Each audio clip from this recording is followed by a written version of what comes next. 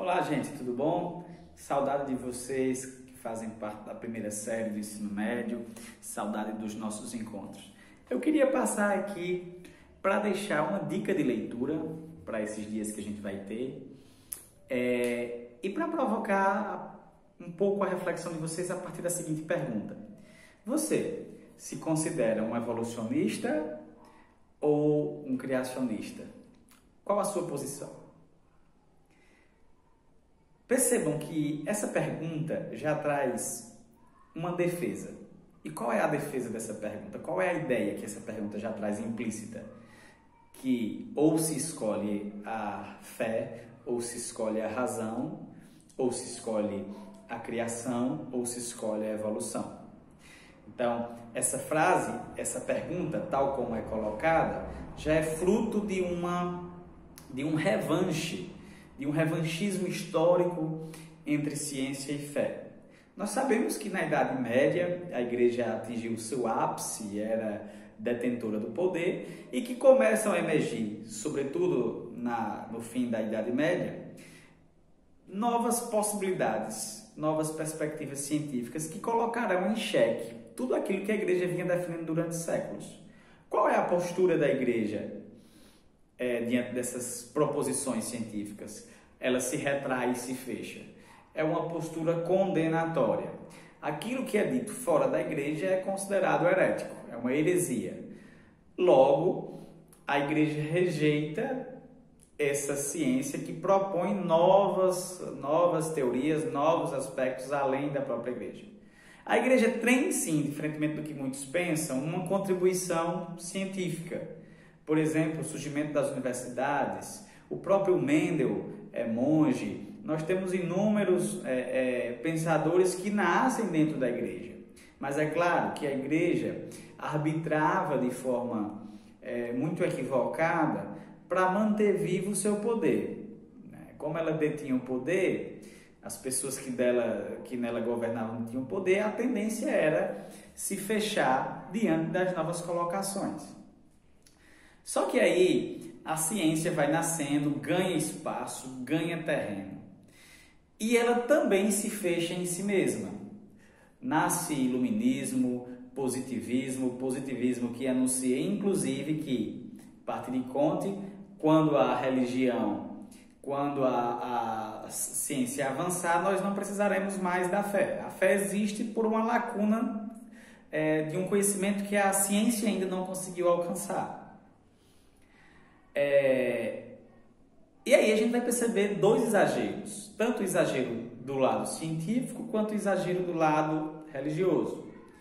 Primeiro, a ciência teve muita dificuldade de entender, de dialogar com a religião, porque a religião também se colocou de maneira fundamentalista. Percebam, nós cristãos, nós não podemos falar da criação a partir de uma crença literal em Adão e Eva, ou literal nos fatos bíblicos. Tá? Então, esse diálogo entre ciência e fé foi muito interrompido pela forma infantil. Eu não diria infantil, gente. A gente vai evoluindo, assim como a própria ciência vai dando saltos, coisas que a ciência crê hoje, tem certeza, a gente acreditava antigamente e certamente daqui a alguns anos parecerão absurdas. Na religião também acontece a mesma coisa. A revelação dada por Deus para nós cristãos, ela é uma revelação que já foi dada em Cristo, mas ao mesmo tempo que nós vamos construindo, interpretando e entendendo melhor essa revelação em um dinamismo. Então, por muito tempo nós tínhamos uma interpretação literal dos trechos bíblicos, que dificultou essa aproximação com a ciência. No entanto, nós progredimos. Nós hoje estudamos racionalmente, historicamente, arqueologicamente a Bíblia, e não recusamos aquilo que a ciência propõe. Pelo contrário, usamos também ao nosso favor. Aquilo que é dito pela ciência ajuda muito a interpretar a revelação bíblica. Tá? A razão, a fé não pode abrir mão da razão. Uma fé sem razão é uma fé capenga, alienada e maluca. Uma fé sem Razão vai fazer com que as pessoas deixem de tomar seus remédios acreditando nos milagres. E isso é terrível, tá? Em contrapartida, uma ciência sem transcendência, uma ciência que não traz a luz do outro, uma ciência que não traz uma ética, uma ciência que não permite um olhar profundo, é uma ciência histérica, é uma ciência infértil.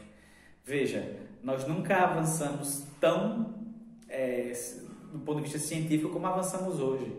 Mas é possível perceber que ainda somos tão frágeis e que a ciência não necessariamente quer dizer, o avanço da ciência não necessariamente quer dizer o avanço humano, tá? Então, hoje nós podemos falar sim de evolução e de criação. E aí eu queria propor que vocês pesquisassem sobre um filósofo, teólogo jesuíta chamado Teilhard de Chardin. Teilhard de Chardin, vou tentar só resumir. Ele vai fazer uma aproximação a partir de uma teoria que ele chama de evolucionismo criador. Como é isso? Deus criou, mas Deus continua criando. O criar de Deus não é estático. Deus continua criando e essa criação ela vai evoluindo. Esse evoluir da criação é o ato criador de Deus. E qual é... Aí você pergunta, Francisco, qual é o alvo dessa criação, dessa evolução? Essa evolução, ela caminha num processo de cristificação. É um termo de Teilhard de Chardin, que nós nascemos de Deus, passamos por esse processo evolutivo de cristificação para um retorno a Deus. Então, é bem interessante como Teilhard de Chardin vai propor essa aproximação entre evolução e criação. Tá? Se nós formos olhar o relato do Gênesis, Adão e Eva, ali estão questões que já intrigavam a humanidade, o mal, como é que é possível coexistir Deus e o mal. Então nós não podemos, gente, nos apegar do ponto de vista literal ao que nós encontramos ali, tá?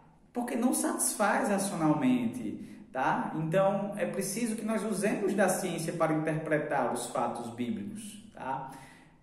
Outra coisa, gente, que eu gostaria de lançar a mão nesse vídeo. A Bíblia não é um livro comprovatório.